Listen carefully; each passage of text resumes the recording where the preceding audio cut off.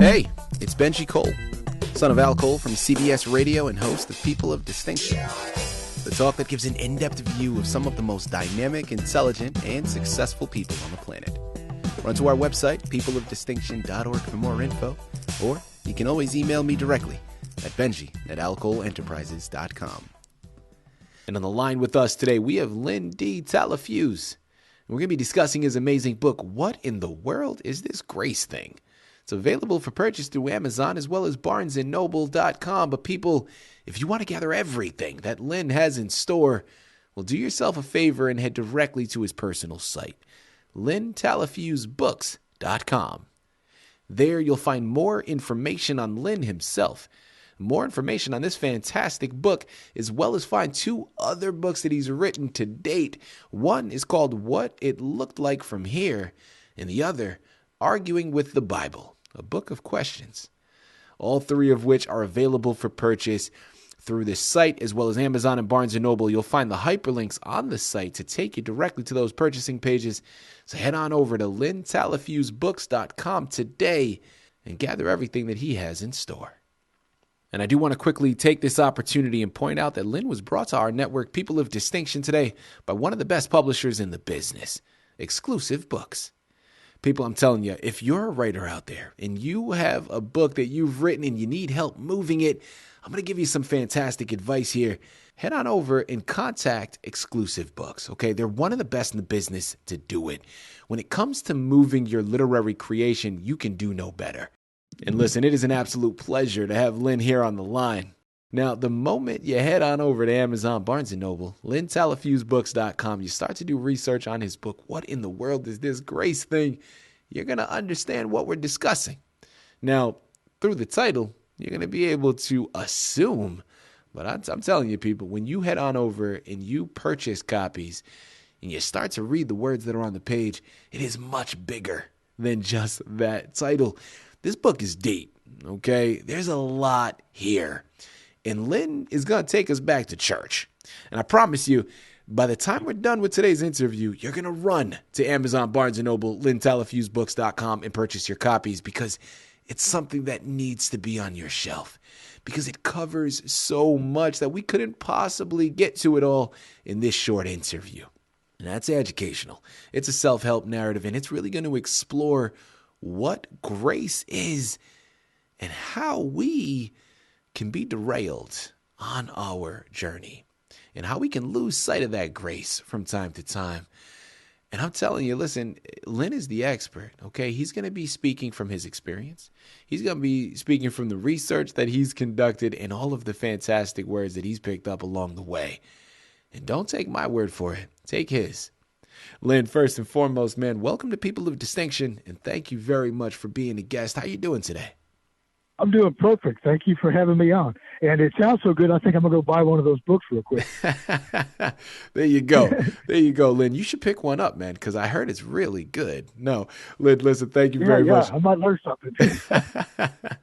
Thank you very much for your kind words, man. I appreciate it. Listen, what I tell people often when they compliment me for my opening, I tell them, listen, man, you started it, okay? You've written the book. You laid down the foundation. I'm just following the roadmap that you've established. And I'm loving it, man. I'm here for it. I'm picking up what you're putting down. Lynn, before we go into the books, I know we have a lot of information to cover, and my listening audience is waiting for it. Tell us a little bit more about yourself first and foremost, please. Okay, well, I'm 65 years old, and I live in southern Texas. And like everybody my age, I started out in a denominational church, which kind of treated the Bible more of a history book, very little on faith. And so, like most people my age, when I got old enough to leave home, I stopped going. I never, forgot, but I just stopped the attendance. But like most people, I ran into something in life that I needed massive amounts of help with, and I only knew one source to turn to. And so I started talking to God, and since then, he's continually teaching me stuff. So that's basically the gist. I love that. Lynn, I didn't want to go here initially, but after that response, I can't go anywhere else, man. Let's talk about inspiration. Okay. So this, of course, is something that you kind of utilized in your own life, right? When we're talking about grace and we're talking about your own journey. So this easily could have been a book that you comprised and left on your personal shelf. Or, wisdom that you had gathered throughout the years that you verbally told those around you. But you didn't stop there, Lynn. You took it a step further and you published the book. Talk to us about what inspired you to create it and put it out for the masses. Well, initially, when I started the book, I have to admit it was a little bit of ego. I listened to Creflo Dollar a lot. And he was trying to explain grace, and it was like he was so close but not quite there. So I started, well, let's see what I can do. But then, it evolved on it. It took a life of its own. I don't want to sound braggadocious, but the Holy Spirit sometimes tells me what to say and what to do. And so that's what I kind of went for. Hey, listen, man, this is about you. So if you got to brag, go ahead and brag. Lynn, we're here for it, man. We're here for it. Yeah. Now, when it comes to the anchor for today's interview, it's all about your book. What in the world is this grace thing? So without further ado, Lynn, tell us a little bit more about the words that are on those pages.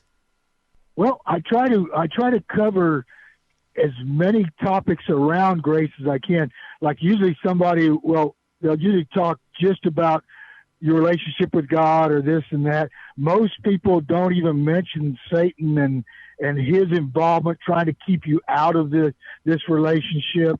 I try to cover in the first chapter what you have to do. There's certain things you have to do to come into a relationship with God. So I go through there. I counter some stuff, what the church has taught wrong or neglected to teach. And there's a lot of confusion what sin is in the new covenant. So I mined the New Testament for everything it says about sin. So that's pretty well where we're at. Yeah. Let's get deep. Let's get philosophical here for a second, Lynn, because as I mentioned, this is all about you, and it's all about the book that you've written. Right. But starting at the foundation, starting at the base level, Lynn, what does grace mean to you? What I found out, Christianity's been turned into a religion, but Christianity was never meant to be in a religion. I mean, God created Adam to have somebody to chill with in the cool of the day. Then, of course, the story of the prodigal son. Well, Adam was the first prodigal. Yeah. Well, when we come back to Christ, we come back in like that prodigal did, you accept Christ, you come into this relationship. First thing God does is he puts the cloak of righteousness on you. He gives you the ring so you can do business. I'm not sure what the sandals are for. I think they're more because you have authority.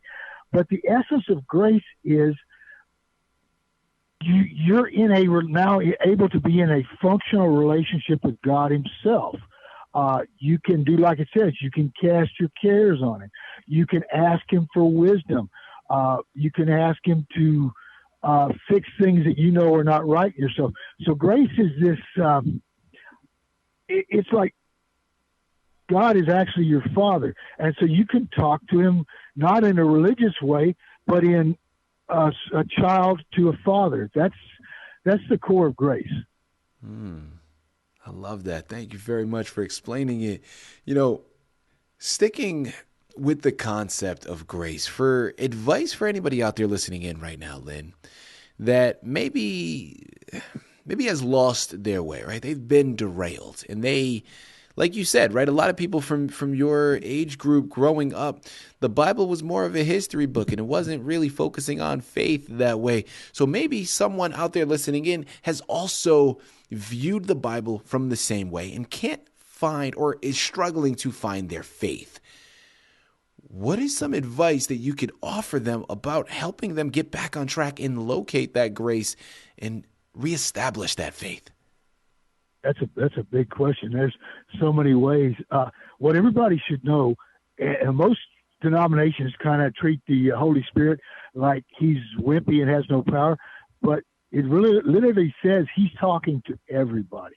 So right there, even if you're not committed to Christ, a believer, the Holy Spirit is available for you to start reaching out to him. Ask him questions. I'm going to tell you a weird one, okay? Because some people, if you're kind of wobbling on faith, some people can say things that make you think, well, maybe there really isn't a God. Well, I was in a low depressive state, so the first thing I did, I said, God, for me to lean on you, I have to know, are you real or are you not? Well, about a month later, in a very humorous way, he reminded me that I asked him, and he gave me an answer that said, yeah. So, I mean, you can start as something as simple as that. God, are you real? Andrew Womack says the best prayer you can say is, God help. That's a complete prayer. So just take a chance. Whether you believe or not, test it for yourself. Start talking to him. He'll come to you. If you're looking for him, he'll find you. People, again, we're here on the line with Lynn D. Talafuse. We're discussing his amazing book, What in the World is This Grace Thing?